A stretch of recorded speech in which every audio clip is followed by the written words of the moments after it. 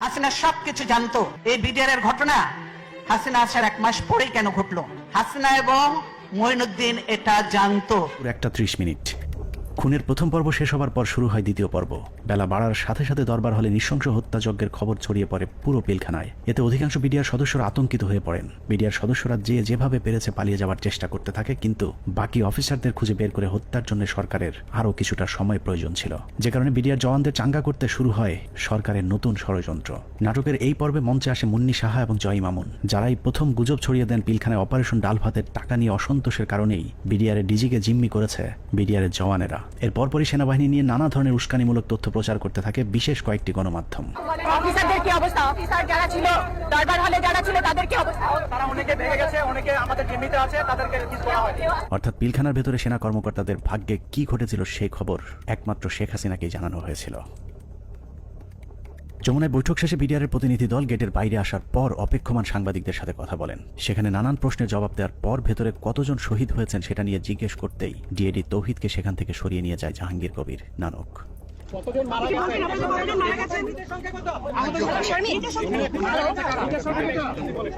মূলত 2009 সালের 25শে ফেব্রুয়ারি বিডিআরের হত্যাকাণ্ডই আমাদের গেল 15 বছরের ভাগ্য লিখে দিয়েছিল।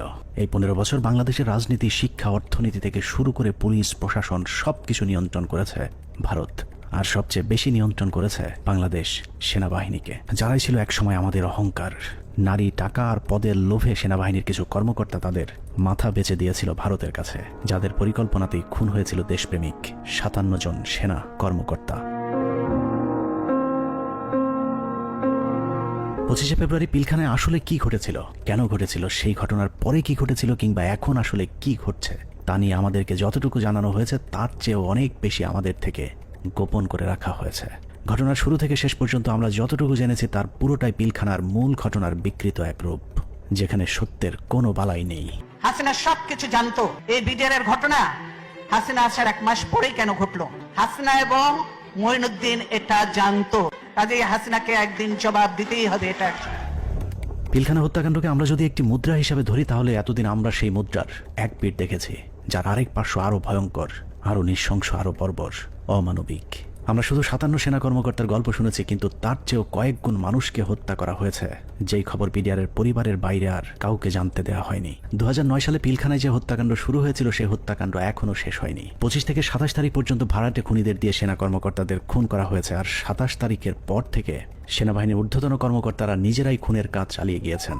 ঘটনার পর জিজ্ঞাসাবাদের নামে বিডিআরের 167 জন জওয়ানকে নিজেদের হাতে হত্যা করেছে আমাদের গর্বের সেনাবাহিনী।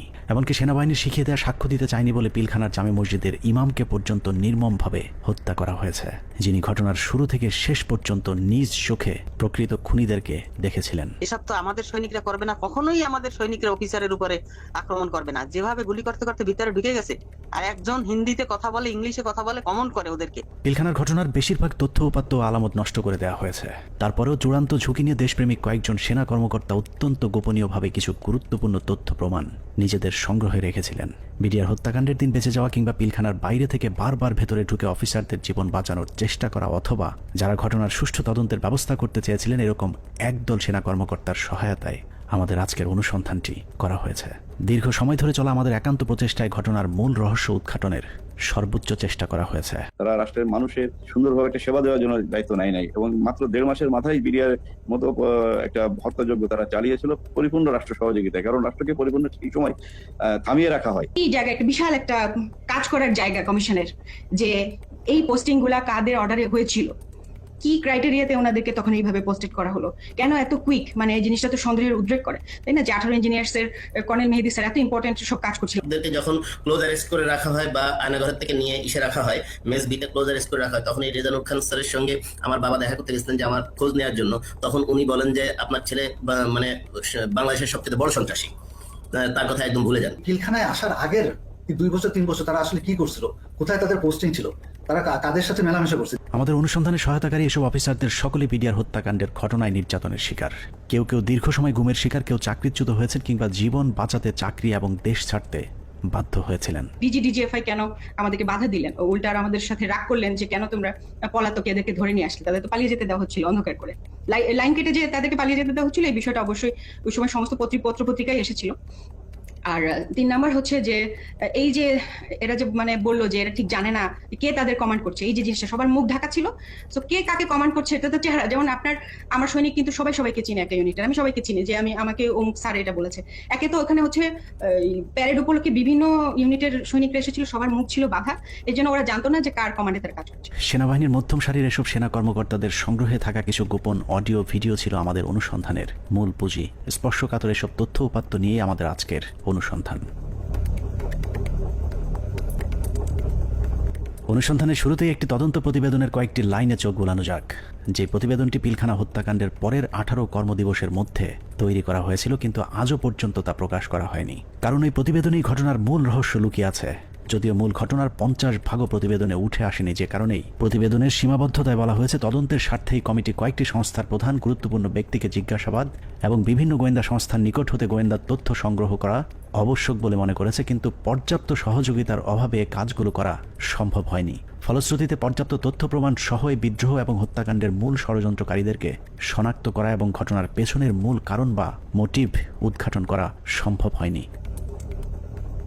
এছাড়া প্রতিবেদনের মন্তব্যে বলা হয়েছে তদন্ত কমিটি সংশ্লিষ্ট গোয়েন্দা সংস্থা সমূহ যেমন এনএসআই, ডিজিএফআই, র্যাব, সিআইটি এবং পুলিশের এসপিকে তাদের সংগৃহীত বিভিন্ন গোয়েন্দা তথ্য প্রয়োজনীয় প্রমাণাদি পেশাগত দৃষ্টিকোণ থেকে বিশ্লেষণ করে কমিটির নিকট সরবরাহ করার জন্য অনুরোধ করেছিল, কিন্তু বর্ণিত সংস্থাসমূহ হতে কোনো সহযোগিতা পাওয়া যায়নি। প্রতিবেদনের এই লাইনগুলো পড়লেই বোঝা যায় পিলখানা হত্যাকাণ্ডের পরপর গঠিত ওই তদন্ত কমিটি ঘটনার মূল রহস্য উদ্ঘাটন করুক, এটা সরকার কিংবা সেনাবাহিনী কেউই চায়নি। ওই প্রতিবেদনের মতোই পিলখানা হত্যাকাণ্ডের সবকিছুই আমাদের থেকে আড়াল করে রাখা হয়েছে। 2009 সালের 25শে ফেব্রুয়ারি সকালে পিলখানায় দরবার শুরুর পর থেকে 26 তারিখ বিকেল 5টা পর্যন্ত সরকারের পক্ষ থেকে যা কিছু করা হয়েছে সবই জিম্মি হওয়া সেনা কর্মকর্তাদেরকে হত্যার উদ্দেশ্যে, কাউকে বাঁচানোর জন্য নয়। 25 তারিখ সকাল থেকেই তৎকালীন প্রধানমন্ত্রী শেখ হাসিনা, 3 বাহিনী প্রধান, ডিজিএফআই, এনএসআই প্রধান, সামরিক সচিব তারেক সিদ্দিকী সহ সকলেই সেনা কর্মকর্তাদের হত্যার মিশন সম্পূর্ণ করবার জন্য শেখ হাসিনার তৎকালীন সরকারি বাসভবন যমুনায় অবস্থান করছিলেন। পিলখানার ঘটনায় বেঁচে আসা সেনা কর্মকর্তাদের একজন মোহাম্মদ জাহিদি আহসান হাবিব দরবার হলে গোলাগুলি শুরুর পর তিনিই প্রথম জেনারেল তারেক সিদ্দিকীকে ফোন করে বলেছিলেন তাদেরকে বাঁচানোর জন্য, কিন্তু তারেক সিদ্দিকী ফোন কেটে দেন। তারপর থেকে আর তারেক সিদ্দিকীকে টেলিফোনে পাওয়া যায়নি। আমাদেরকে যাতে সাহায্য করার জন্য, যাতে আর্মি যাতে আমাদেরকে হেল্প করে, তার জন্য আমি জেনারেল তারেককে আমি সাহায্য চেয়েছিলাম। আমি জেনারেল তারেকের সাথে জেনারেল শাকিলের কথা বলে দিয়েছিলাম আর্মিরা যাতে এখানে ইন্টারভেনশন করে, আর্মি যাতে পাঠায়, কিন্তু তারা কোনো আর্মি পাঠায়নি বা আমাদের কোনো সাহায্য করা হয়নি। পিলখানা থেকে বেঁচে ফেরা মেজর জায়েদির বক্তব্যের অনুরূপ তথ্য অপ্রকাশিত সেই প্রতিবেদনেও উঠে এসেছে, যেখানে বলা হয়েছে আনুমানিক সকাল 9টা 30 ঘটিকায় মহাপরিচালক বিডিআর স্বয়ং প্রধানমন্ত্রী, সেনাপ্রধান, মহাপরিচালক র্যাব এবং মহাপরিচালক ডিজিএফ এর সাথে ফোনে কথা বলেন। এ সময় বিডিআরের ডিজি সুনির্দিষ্টভাবে তাদেরকে জানান 44 রাইফেলস ব্যাটালিয়ন বিদ্রোহ করেছে। এছাড়াও অবরুদ্ধ অন্যান্য সেনা কর্মকর্তাগণ তাদের মোবাইলে সাহায্যের জন্য বিভিন্ন স্থানে টেলিফোন করেন ও এসএমএস পাঠান। আত্মীয় স্বজন, বন্ধু বান্ধব ও সহকর্মীদের তাদের অসহায়ত্বের খবর জানান। সাহায্য প্রত্যাশায় আটকে পড়া কর্মকর্তারা জানায় দরবার হল বিদ্রোহী জওয়ানদের নিয়ন্ত্রণে, আমরা বন্দী, আর কথা বলা যাচ্ছে না, দ্রুত ব্যবস্থা নিন, আর হয়তো দেখা হবে না, তুমি ভালো থেকো, আমার সন্তানদের যত্ন নিও, ইত্যাদি ইত্যাদি। প্রতিবেদনের এতটুকু অংশ পড়লেই বোঝা যাচ্ছে যে সকাল 9:30টায় প্রধানমন্ত্রী, সেনাপ্রধান, র্যাব ডিজি এবং ডিজিএফআই, এনএসআই সহ সকলেই বিডিআরের ডিজি মেজর জেনারেল শাকিল আহমেদের পরিণতি কি হতে যাচ্ছে তা জেনে গিয়েছিলেন। তারপরেও কোনো পদক্ষেপ নেওয়া হয়নি। সাথে প্রায় 1 প্লাটুন আমার র্যাব ছিল, আমার সাথে আরো 2-3 জন অফিসার ছিল। আমি মেজর রাজনের কথা বলেছি, মেজর রাজন অলথু আমার সাথে ছিল, আমার সাথে আরো 2-3 জন পুলিশ অফিসার ছিল। মেজর জুলকার, তখন সম্ভবত সে ক্যাপ্টেন জুলকার ছিল, ক্যাপ্টেন ইয়াসির ছিল। আপনার ওইদিকে আমার 5 নম্বর গেটে মেজর আমিন ছিল, আমার টুয়াইসি, বর্তমানে সে প্রবাসী। মেজর আমজাদ ছিল, আমার সঙ্গে ছিল আরো আপনার এসপি শহীদ ছিল, আমার অ্যাডজুটেন্ট খালিদ, ক্যাপ্টেন খালিদ ছিল। তো অসংখ্য অফিসার, প্রায় 7-8 জন আমরা মিলিটারি এবং পুলিশ অফিসার সব মিলে প্রায় আমি মনে 7-8 আরো বেশি 10-12 জন আমরা 5 নম্বর গেটে ছিলাম। আমরা কিন্তু কমপ্লিটলি একটা অল্টারকেশনের ভিতরে ছিলাম। আমরা বারবার এই তৎকালীন আমি এডিজিকেই বেশি করে বলবো, কারণ এডিজি কর্নেল রেজানুর, আমি এখনো অবাক হচ্ছি যে এই ব্যক্তিটিকে কেন প্রশ্নের সম্মুখীন করা হয়নি। তখন কিন্তু সুযোগ ছিল তাকে প্রশ্ন করার, তখন করা হয়নি, কিন্তু এখনো কেন করা হচ্ছে না। এই ব্যক্তিটি কিন্তু আমাদেরকে বারবার বাধা দিয়েছে যে আমরা যেন ভিতরে প্রবেশ না করি। যে যমুনা ভবনের থেকে সে বারবার বলছিল এবং ফের রেফারেন্স দিচ্ছিল প্রাইম মিনিস্টারের। যে উনি বলেছেন একটা আলোচনা হবে, কেউ যেন আমরা এখানে বিডিআর গেটে কোনো ধরনের আক্রমণ না করি এবং ভিতরে ঢোকার চেষ্টা না করি। ততক্ষণে সেনাবাহিনী এবং র্যাবের বেশ কয়েকটি দল পিলখানার বিভিন্ন গেটে অবস্থান নিয়েছিল। ভেতরের পরিস্থিতি ক্রমেই নিয়ন্ত্রণের বাইরে চলে যাচ্ছে সেই খবর তাদের কাছেও পৌঁছেছিল, কিন্তু তাদেরকে পিলখানার ভেতরে অভিযান চালানোর পথে বাধা সৃষ্টি করে রেখেছিল সেই একই জায়গা থেকে। রেজাকে সেখানে কর্নেল রেজানুর খান র্যাবের এডিজি সে থামায় দেয় যে কোনোভাবে, সে ঢুকতে পারে নাই। সেটা কিন্তু আমি বলতেছি অ্যারাউন্ড 9 AM আমরা আসবার আগে, যেটা আমাকে রেজা, আমি ওখানে যাওয়ার পরে 10:30টার সময় রেজা আমাকে ব্রিফ করে যে স্যার এই অবস্থা, আপনারা কি ঢুকতে পারবেন? তখন আমি জেনারেল হাকিমকে বলি, উনি বললেন যে না, এখন ঢোকা যাবে না। CGS chief of general staff general মহিন্দ তখন পতিতা হাসিনার কাছে বঙ্গভবনে বসে অপেক্ষা করতেছে আদেশ শুনবার জন্য, নিজে থেকে কোনো সেনাপ্রধান হিসেবে কোনো অর্ডার দেয় নাই। এখানে একটা জিনিস ক্লিয়ার করি, এই বিডিআর অপারেশনের সময় 3 জন, এটা তো আর্মির অ্যাকশন, এটা কোনো পলিটিক্যাল কোনো কিছু হওয়ার কথা না, 3 জনের কমান্ডের দায়িত্ব ছিল। একটা ছিল সেনাপ্রধান জেনারেল মইনু আহমেদ, সে যেহেতু হাসিনার সাথে বসে আছে গণভবনে, তখন কিন্তু যমুনায়, গণভবন না যমুনায় বসে আছে, আর তার অবর্তমানে chief of general staff major general সিনাইব জামালি, তার আদেশ দেওয়ার কথা, হ্যাঁ ভিতরে ঢুকো। আর অন দ্য স্পট কমান্ডার একজন। এখানে আমরা অনেক অফিসার ছিলাম, কিন্তু সবাই কমান্ডার দায়িত্ব সেখানে পায় না। নিয়ম অনুযায়ী ব্রিগেডিয়ার জেনারেল হাকিমের অন দ্য স্পট কমান্ডার, 3 জনের একজনের কাছ থেকে যদি আমরা আদেশ পাইতাম আমরা ভিতরে ঢুকতাম। অনুমতি দিচ্ছে করে চলতে থাকে কালক্ষেপণ। 9:30 থেকে শুরু করে 11টার মধ্যেই বেশিরভাগ অফিসারদের হত্যা করা হলেও কিছু কর্মকর্তা পালিয়ে যাবার কারণে হত্যার মিশন অসম্পূর্ণ থেকে যায়, যা শেষ করতে সময় লাগে পরদিন বিকেল 5টা পর্যন্ত। তবে দরবার হলের সামনের হত্যাকাণ্ড শেষে খুনিদের প্রথম দলকে বের করে দেওয়ার ব্যবস্থা করা হয়। 12:30 পিলখানার 3 নম্বর গেটের সামনে বিডিআরের পক্ষ থেকে শতাধিক মানুষের একটি মিছিল বের করা হয়। এসব মিছিল থেকে বিডিআর জওয়ানদের দাবি দেওয়ার প্রতি সমর্থন ব্যক্ত করে জয় বাংলা, জয় বিডিআর, বিডিআর জনতা ভাই ভাই ইত্যাদি স্লোগান দেওয়া হয়েছিল। জয় বাংলা মিছিল করা ওই দলটি ভেতরে ঢুকার কিছুক্ষণ পর বেরিয়ে আসে সংখ্যায় দ্বিগুণ হয়ে। ধারণা করা হয় ওই মিছিলের মাধ্যমে খুনিদের একটি অংশকে ভেতর থেকে নিরাপদে বের করে দেওয়ার সুযোগ করে দেওয়া হয়। যেখানে আর্মির অপারেশন, আর্মির করবার কথা, সেখানে বিভিন্ন আওয়ামী লীগের পলিটিক্যাল লোকজন ভিতরে ঢুকতেছে যাইতেছে। এর মধ্যে আমরা দেখতে পাচ্ছি আমাদের কাছে অফিসারদের কাছে বাইনোকুলার, তাপস, মির্জা আজম, নানক, শেখ সেলিম, এরা সবাই কিন্তু যাওয়া আসা করতেছে ভিতরে। এবং এর মধ্যে আবার দেখলাম কি ছাত্রলীগ যুবলীগ মিলে একটা মিছিল বলে ওই নিউ মার্কেটের গেট থেকে ঢুকলো, তারা 20-25 জন হবে। তারা ঢুকে ওখানে কিছুক্ষণ, পুরাটা তার দেখা যায় না। আবার ঘন্টাখানিক পরে দেখলাম কি সেই মিছিল, তাদের হাতে কিন্তু আওয়ামী লীগের ব্যানার আছে, সেই মিছিল বের হয়ে যাচ্ছে। সেটা সংখ্যা হচ্ছে লোকের এখন 100 থেকে উপরে, 100-125 জন ঢুকছিল, 25 জন বাইরে হয়ে যাচ্ছে। সাথে সাথে আমরা সেটে যারা ছিল তাদেরকে জানালাম যে দেখো এই মিছিলটাকে আটকাও, এদের মধ্যে থেকে কিন্তু ভিতরে যারা কিলার তারা বের হয়ে তাদেরকে বের করে নিয়ে যাওয়া হইতেছে। বিডিআর কমপ্লেক্স যে ভিতরে যত সৈনিকরা ছিল তখন সবাই জাগো বলে যে যেদিকে পারলো বেরিয়ে চলে গেল। এটা হওয়ার কথা না। একটা ট্রেন সোলজার একটা এইভাবে পালিয়ে যেতে পারে না, যখন যতই গুলি হোক, কেননা তার কাছে কোনো অর্ডার আসেনি। এবং এই সময় কিছু অফিসারও কিন্তু পালিয়ে গিয়েছিল।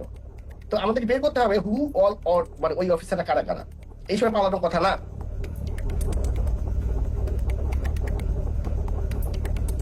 দুপুর 1:30।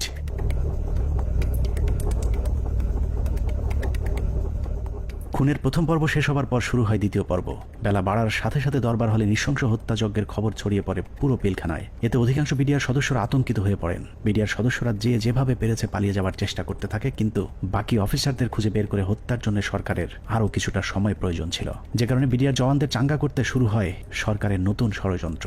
নাটকের এই পর্বে মঞ্চে আসে মুন্নি সাহা এবং জয় মামুন, যারাই প্রথম গুজব ছড়িয়ে দেন পিলখানায় অপারেশন ডাল ভাতের টাকা নিয়ে অসন্তোষের কারণেই বিডিআরের ডিজিকে জিম্মি করেছে বিডিআরের জওয়ানেরা। এর পরপরই সেনাবাহিনী নিয়ে নানা ধরনের উস্কানিমূলক তথ্য প্রচার করতে থাকে বিশেষ কয়েকটি গণমাধ্যম। অফিসারদের কি অবস্থা, অফিসার যারা ছিল দরবার হলে যারা ছিল তাদের কি অবস্থা? তারা অনেকে ভেঙে গেছে, অনেকে আমাদের জিম্মিতে আছে, তাদেরকে কিছু করা হয়নি। ওরা খুব ভালো হয় জানে বিডিআর এর প্রতি কি অন্যায় অবিচার চলে। আপনাদের তো অনেক দিনের এটা খুব, আজকে কেন, আজকে কোন পরিপ্রেক্ষিতে এটা করলেন?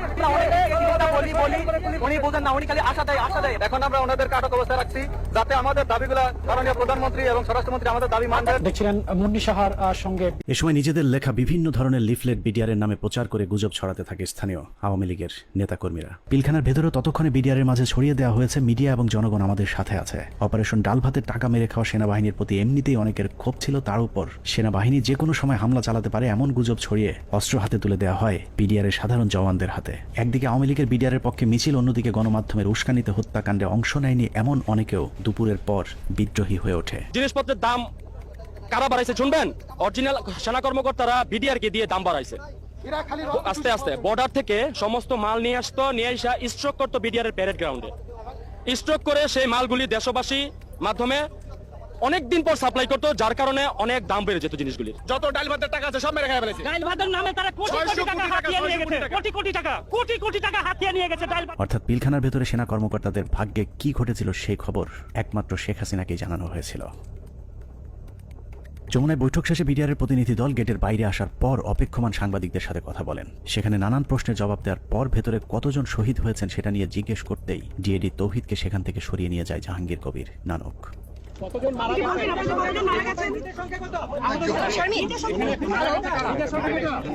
হাসিনার সাথে বিডিআরের সেই বৈঠকের মূল উদ্দেশ্য অফিসারদেরকে বাঁচানো কিংবা বিডিআরের আত্মসমর্পণ নয়, বরং বিডিআরকে জানিয়ে দেওয়া হয়েছিল কোনোভাবেই আত্মসমর্পণ করা চলবে না। যদিও বৈঠকের পর জানানো হয় বিডিআর অস্ত্র সমর্পণে রাজি হয়েছেন, কিন্তু ডিএডি তৌহিদকে পিলখানার ডিজি বানানো থেকে শুরু করে পিলখানার পরবর্তী ঘটনাবলী সবই ছিল শেখ হাসিনার তৈরি করা নাটকেরই অংশ। মাননীয় প্রধানমন্ত্রী তাদের আবেদনের পরিপ্রেক্ষিতে, বিডিআর সদস্য ভাইদের আবেদনের পরিপ্রেক্ষিতে আজকের ঘটনার সাধারণ ক্ষমা ঘোষণা করেছেন।